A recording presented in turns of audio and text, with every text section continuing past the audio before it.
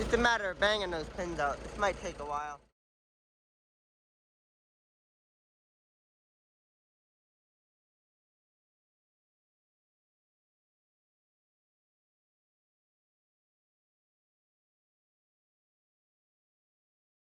I'm starting to form a plan here. So I think what I'm gonna do is get a pin like that fits in here, and then I'll just put a bit of grease on the end of it, and then I'll mark this plate because I'm not, I don't really know how else to do that, and I've done this before, marking stuff with grease, and then from there.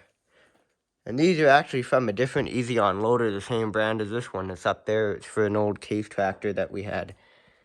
We just sold that tractor this last year. Well, this last spring. Yeah. We sold that tractor last spring. And they've had that here for like 30 or 40 years. It was a Case International. It was just a Case though. And it was like over 100 horsepower. I don't have any pictures of it. Or actually, I have a few videos. But yeah, and that's what this Easy-On went on there for.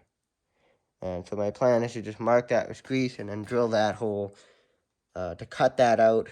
I don't have a big enough plasma cutter, and the torch might not be extremely accurate, so I think I'll just drill that out. Hey, what was that? What was that? Ice just fell. Maybe it might be a ghost. And yes, I do believe in the paranormal. So, to all the people that watch the videos, I do believe in spirits. If you don't, I don't know what's wrong with you, but you will after a while. But anyway, I'm going to mark that. And then once I have two of these plates, drill the one and then drill the other one. And then as long as I have something, and then I can make, the hard part is, well, actually, once I have one of these made, I can just trace it on these pieces of steel. And now these are, this one looks a bit thicker than this one, but I measured them with that thing. They're all extremely close. So, and these two are the same. So, I don't think it'll be a problem. This one is, pretty much the same width. So I think this is stuff, and that's all we have. But of this bigger flat bar. Actually, no, we did have some more somewhere out there, maybe. But yeah, I think these stuff will get, because I'm having the hole's perfect the right size here. So yeah, we'll mark that. Once we have a plate that's got the two holes, I'll trace that on two more plates, and then I'll have something to weld stuff to. And then my plan is, maybe I'll use these and some angle iron supports in there, and then bottom hole here we'll have to, this will be straight, and I'll work that out. I'll try to make I think the bottom here will have to be a pin. But on the Kubotas, it's got the easiest Easy-On system possible. Like, they just have,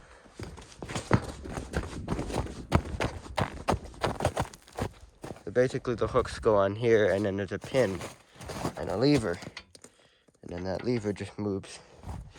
Same as on this one. It goes in there, then the pin just moves, the hook goes on there, and yeah. Now, I'm sure you probably could buy this part from Huber, which is the place that supplies Kubotas. You could probably buy that part to go on there, but that would be a lot of money. So I think I can make one. I think it's better to make one because I don't know if this tractor is going to last forever. Because it's kind of a lemon. So just make stuff.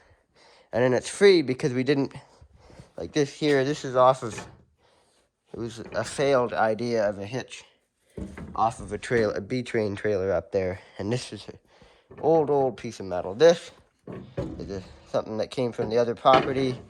This is off of another Easy-On loader. And that loader will never get used again. So yeah, just make it out of stuff for free. You haven't bought. I'm sure we've made more than this farm has made more than enough money to replace whatever they paid for these little scraps of steel. So yeah. So I'll mark it there and drill that out. And then once we just make a bunch of plates. So it'll be a bunch of drilling. So here's how to mark stuff with grease. Just put grease on the end of it. Maybe make sure I want to get it on the outside, so it's gonna mark.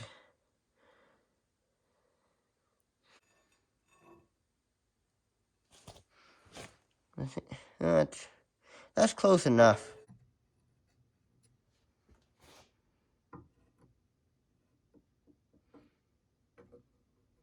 Yeah, they're all pretty much the same. It wouldn't really matter. This project is on hold for another day because I don't have the right size of drill bit. This is the biggest bit we have, and it's too small.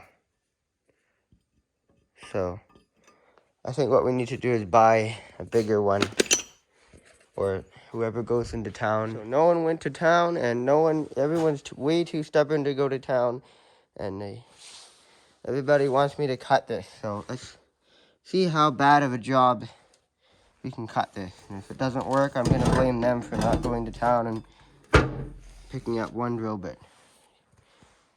I wanted those to be precise, but now this machine can't do it. It wasn't ready to do this thick of steel, but I've cut that thick of steel with it before. So just tune everything up all the way. Make sure the air is dry. And I need to fix that, so I'll use this compressor, I guess. And I put these on so you could hook up this compressor, and there was a tank, an air tank. And then you could hook these two compressors onto that air tank, and then you'd have a really good supply of air, but the two of them take too much power and they blow the breaker. So it doesn't really work, but it's handy to have a valve here. Anyway, we'll just plug that hose in, and then the thing is 220. We'll plug that in, and then I'll just see if I can kind of start. Well, replace the tip. Make sure there's a new tip in there. Actually, what I should do is drill a hole in each piece so it helps the plasma cutter start it. So that's what I should do. So let's do that first.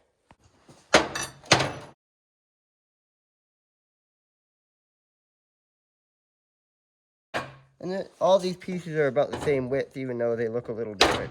So how I'm going to do that is measure the end.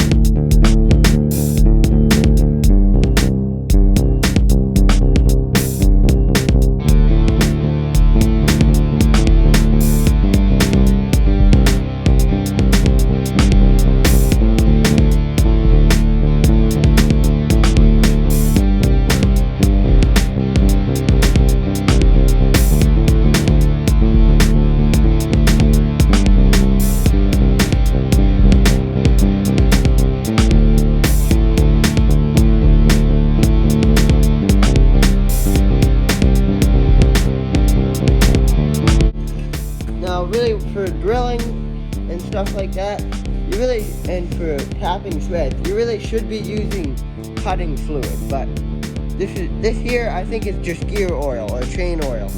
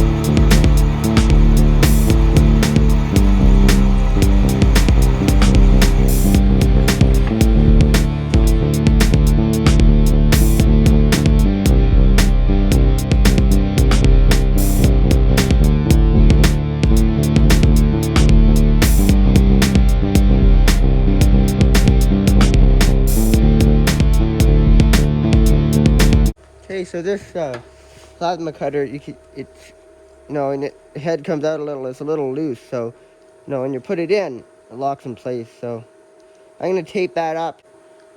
This machine is pretty cheap. It was only 300 Canadian dollars.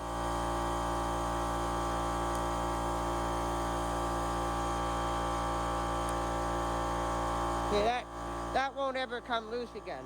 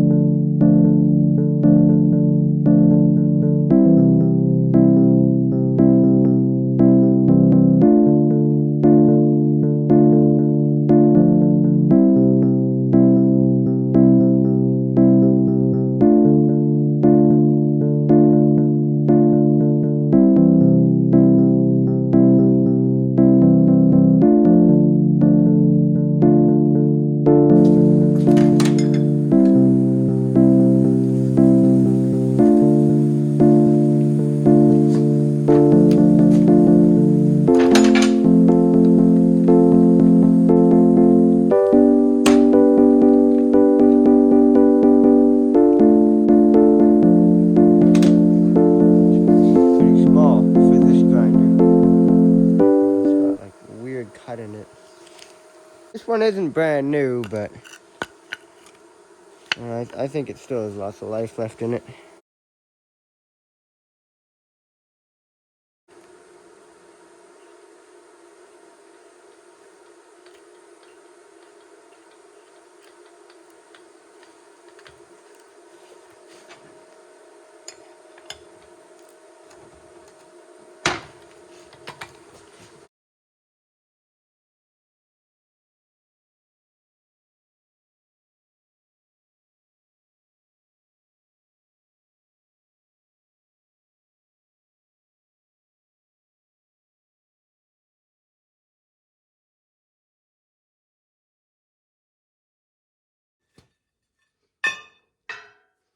Okay, so I used these like ratchet tools for carving out. I don't know what those are called, but yeah, I filed them and I used that tool, and they look good. And they're not really. They have to be drilled, and I don't even know if these are gonna work, but I did get them to a pretty good roundness, so I think they will work.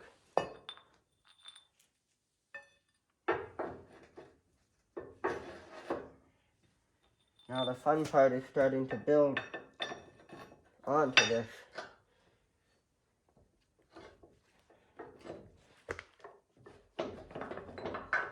And I put this spacer back here And the reason I did that was because I don't want the cylinder has to, when it goes in all the way, I don't want this to have trouble, the cylinder to have trouble pushing it out again. So that's why I did that, the way I did it.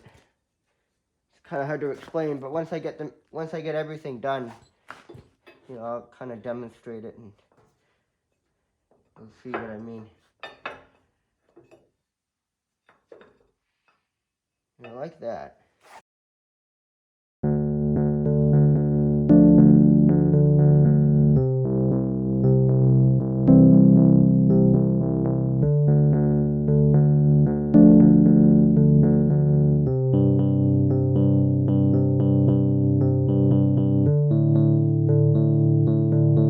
Got these plates here, and these are gonna go like that. I'm gonna weld them on there, and then this thing I'm gonna cut, and this will go, it'll go like that, like this, and then there'll be a plate on either side, and then this will be welded to it. But I don't have enough, so we don't have any more of this width of flat bar, so I'm just gonna cut a couple pieces out of whatever this is. So I'll just put a piece out like that.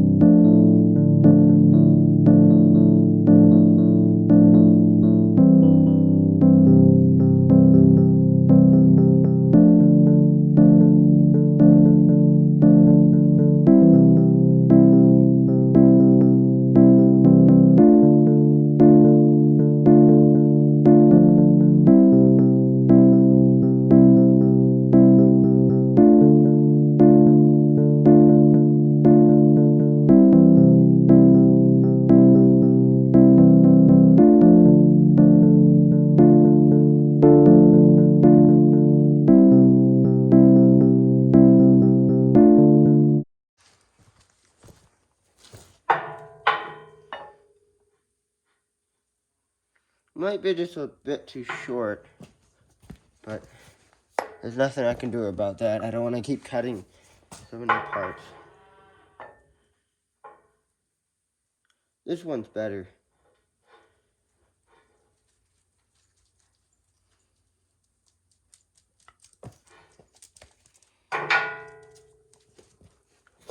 And these plates, I have to weld them. I'll mark it on one and then weld them both.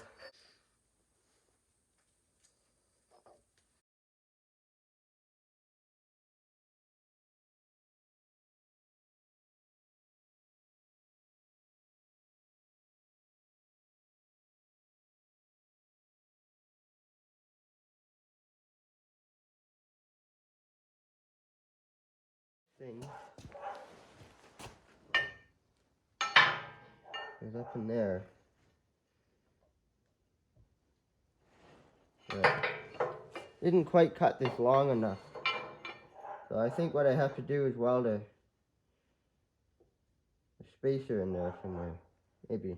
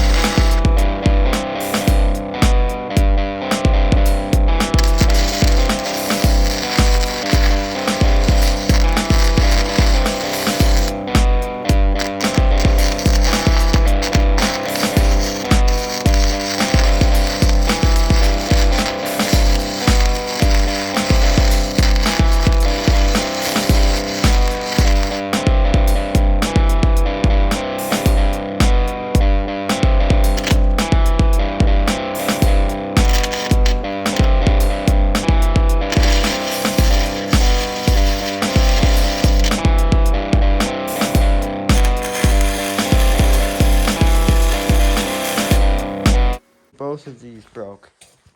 Couldn't tack weld them strong enough. And they were crooked. So what I'm going to do is, now I found these pieces. They're just a tiny bit longer, which is a good thing. That way everything will be square, and I clamped it together with a pin through there. So there's a pretty good chance that'll be almost perfect. And then I'm going to cut this spacer off, put a bigger one on, grind the tacks off, and hopefully get it to weld on there.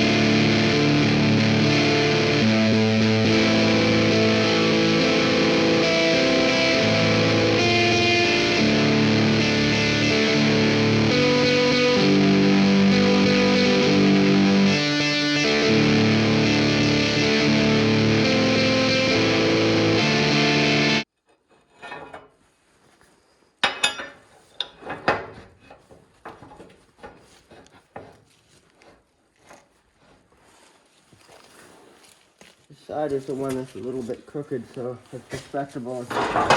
Pins don't fit quite right.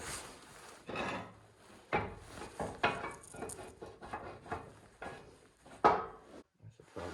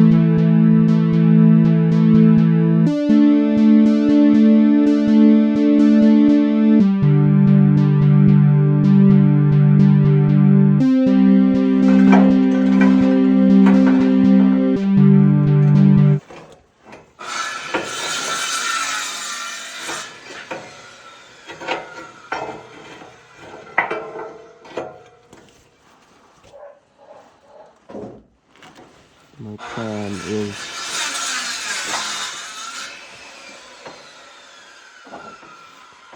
is to weld these angle irons here, one on either side, and then drill a hole. I need to mark the holes first and then drill them and then weld them on. And then, yeah. And it's easy enough to put supports in here as long as I get, the dimensions of this welded up. And then everything else is easy enough.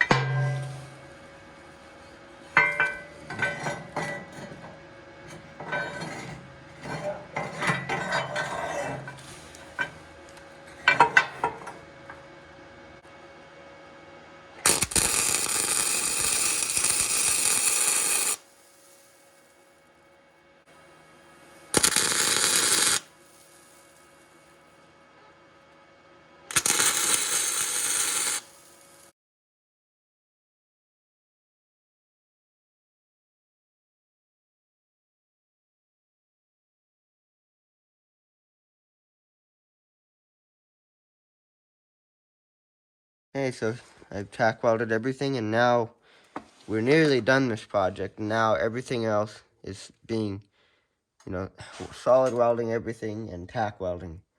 Or all the tack welding's done. Now we can solid weld everything and put supports everywhere.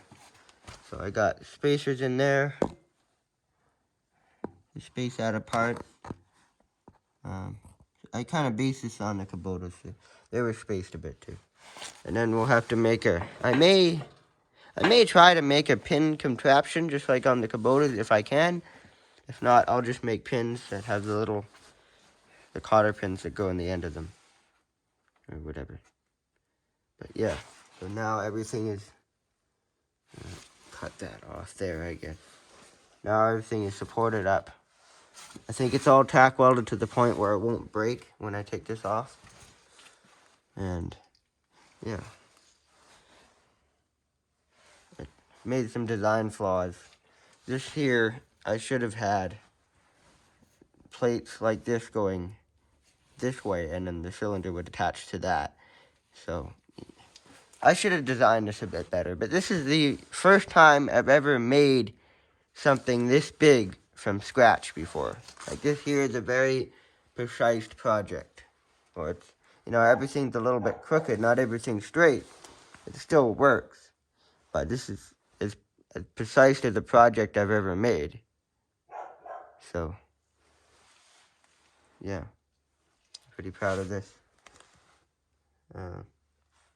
I think this is like day 4 or 5 of working almost all day, maybe about 5, 6, maybe 7 hours, or not 7 hours, but maybe 4 or 5 hours a day. But yeah. So a lot of this tack welding and solid welding, it's not that hard of work. It just takes a long time. So it took quite a while to get those on there. But yeah, now we can take the pins out here, take the pallet fork off, and then we can take this thing off, and then we'll weld everything up.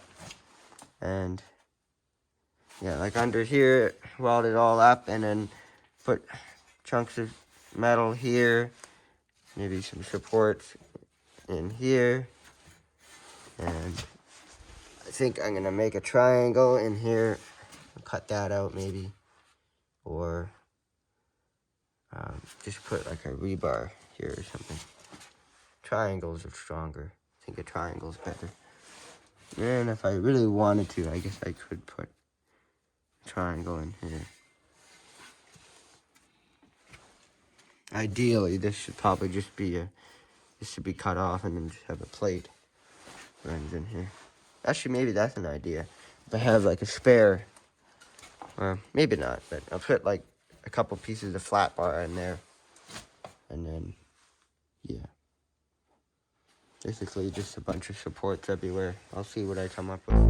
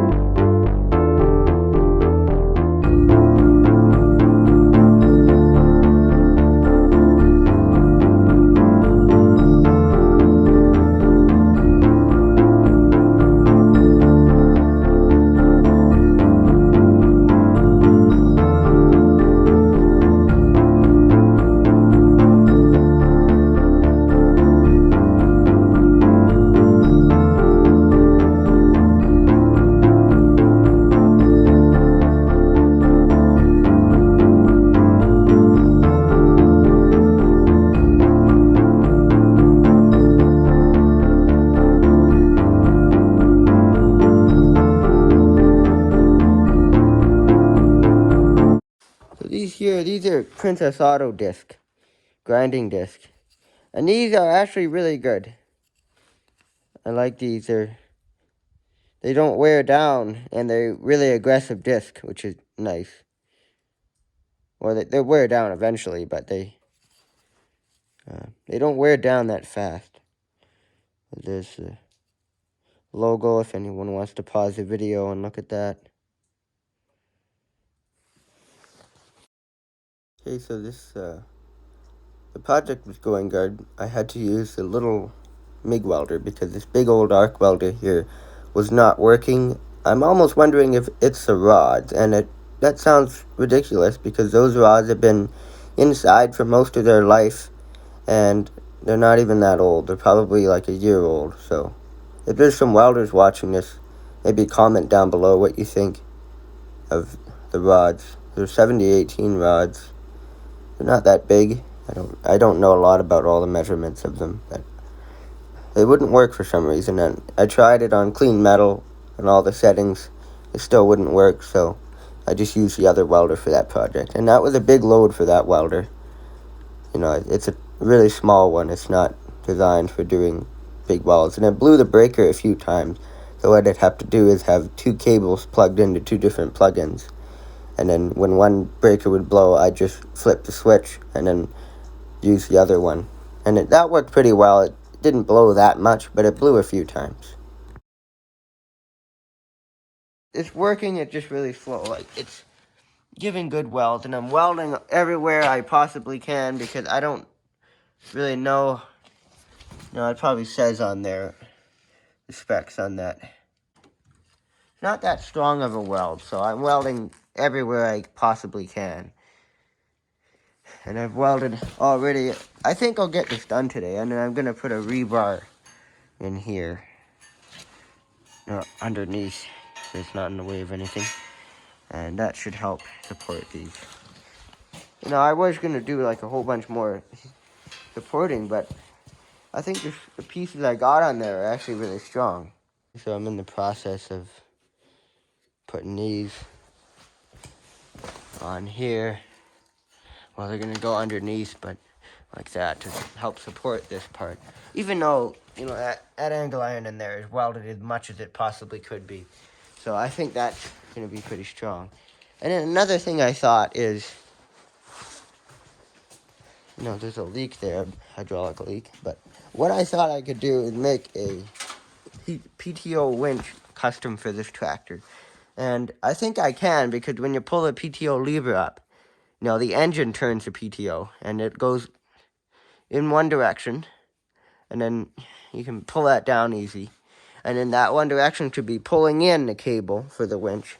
And then it has a lever where you can tie the gears from the wheels to the PTO. And then if you drive forward, then the winch would pull in the cable. And then if you, actually, maybe it's the opposite, where it comes out when you drive forward. And then when you back, I know that when you back up, if you design the winch right, it would pull it in, so that when you back up, you can back up. Like if you were pulling trees up a hill, you could drop the trees and then drive ahead with the cable loosened, the cable just unraveling, and then you could back up. You could pull it with a PTO. You pull that up, and then it would pull the load up the hill, and then you drop the load again, and then you move the lever again, and you could tie the wheels to that, and then it would pull it in nice and slowly, so that it doesn't, jam and break something, or go too fast and not stop and break something. So I think it is possible to make a good PTO winch for this tractor, because of the way they designed it. So I could probably come up with that. We have gearboxes and stuff like that. And a gearbox, basically where you can have, it's a box with two shafts, one coming in, the other going out at a 90 degree, and then you can have power changing directions, and that's what a gearbox is. We have one of those off a swather. I removed it from an old swather, and I could build like a whole, if we got some steel like this, bolt, or get something to bolt on here for, a winch, and then have I don't know, maybe build it off of here or the 3-point hitch.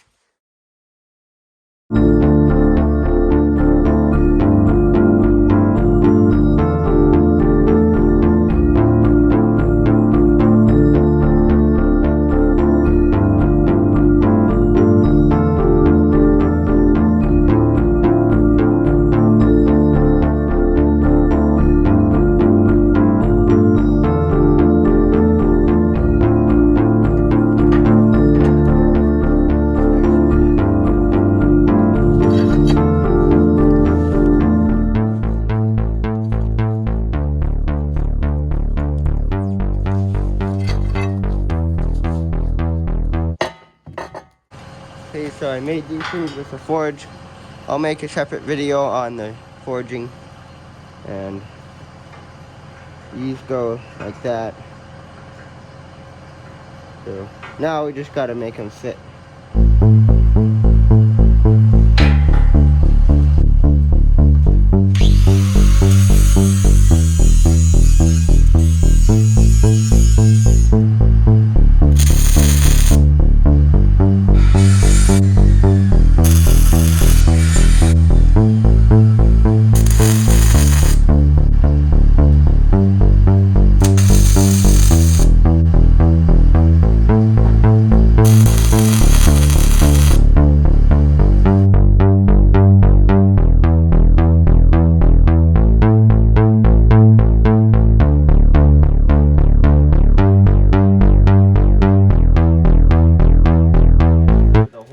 So I just shoved a piece of threaded rod, or whatever that is, and then a couple needle bearings.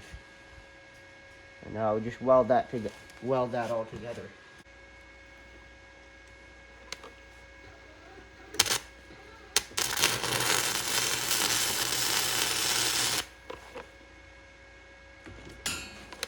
Look at that. You couldn't even tell that was a hole. Well, almost. And that's how to fill a hole with filler metal other than your welding metal.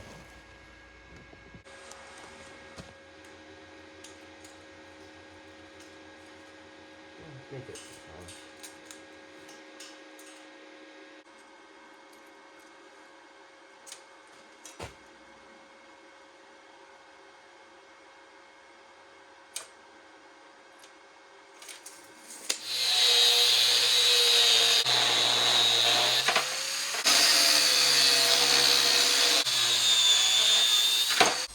This would make a nice ice pick, so I'll put that in the...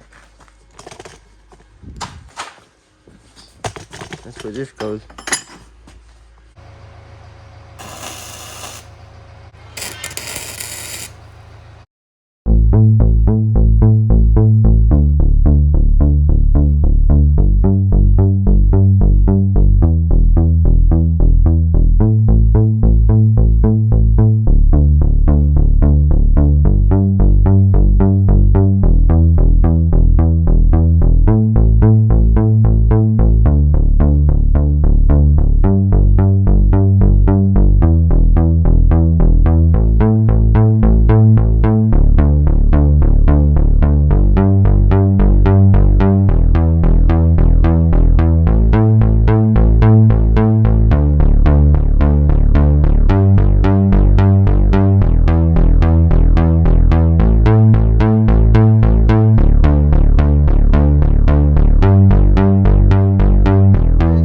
Making pins here, tap to punch. So I measured the length here. There's a little green line, and then I tap that hole, and I got them pretty centered. Very nicely centered, almost perfect. And then, yeah, you grind a bevel here, cut that, and then grind a bevel here, and then you weld a chain link on and a washer on there.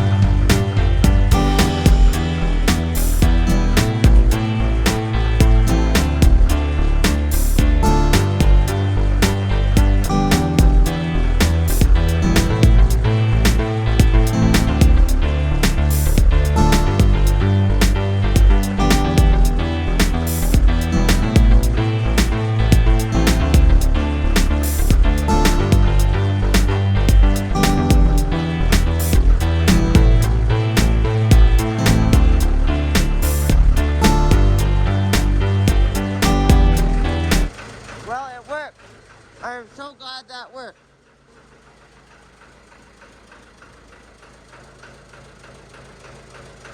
These are the pins I made.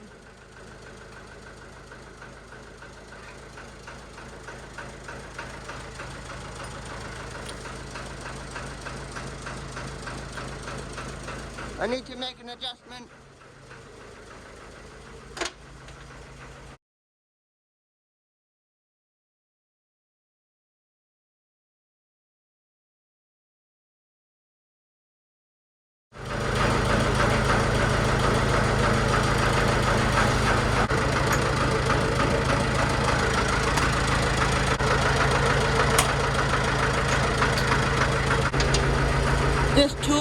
I think someone forged that.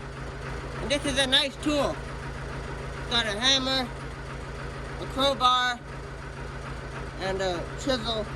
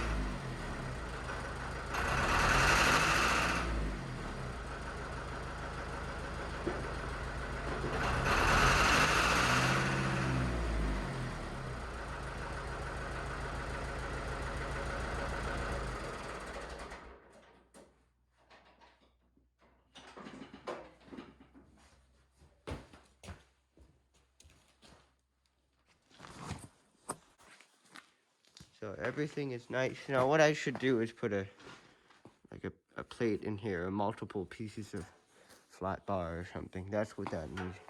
You know, this is the first time I've ever made something like this so precise out of scratch. So I think I did really well for only being 16. I don't know if a lot of other teenagers have made stuff like this or at my age. But I think everything turned out except for the fact that I should have maybe more support in here. But I mean, everything else is really nice and strong and solid welded. No, I don't know if it probably should need that extra support in there. That's the only thing. Even then, I still don't think that'll bend. I mean, you got these in there, two of these. No, everything's welded up here. This is welded there. Everything's solid welded up here.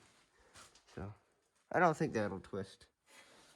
I guess there's a small chance it could, but I guess what I could do is add a piece of flat bar in here, and in here,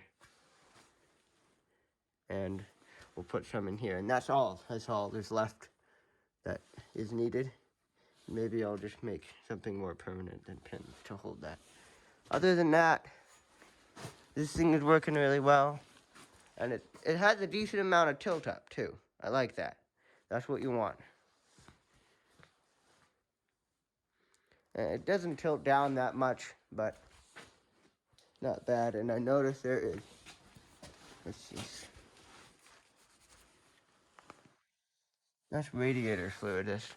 I think that's overflow. I think I put too much in. In fact, I'm pretty sure I put too much in. That's what that is. It isn't overflow. So, yeah. And this thing, that works pretty well. It has a small drip. So, I may be revisit. This tractor will work, but there's like a few more, just a couple tiny things more. On that. Couple tiny things more left to do to it to make it perfect as possible. But yeah, this here is a huge accomplishment. Even the puppy's excited. You're covered in snow. Even the puppy's excited. Like, this here is the biggest project I've ever done. And I almost think this would have been a difficult thing even for my uncle to do. He made an easy on for that Clark, Michigan loader. Now, I'm sure that must have been a big job. Or I think he made it for that. But yeah, this here adapts just from cylinder and motor to Kubota or John Deere. We have all Kubota stuff to the Kubota system here. So that is a huge step up. This is like another Kubota now. So now we have 4 tractors that go on Kubota attachments, the same attachments. And there's 3 buckets, 1 grapple bucket, and a pallet fork, and I think 3 hay forks. And also there's there's a grain feeder that goes on the Kubota stuff. But other than that, not too much, I guess. So now I can easily put the bucket, or more easily put the bucket on here. One of the Kubota buckets for snow clearing and like firewood. I need to make that stronger. I think that'll be another video. And now you can have and my plan is to run hydraulic hoses on the loader for a grapple bucket. Okay, well, that's pretty much it for this project. This was a huge project. I'm happy with how it turned out.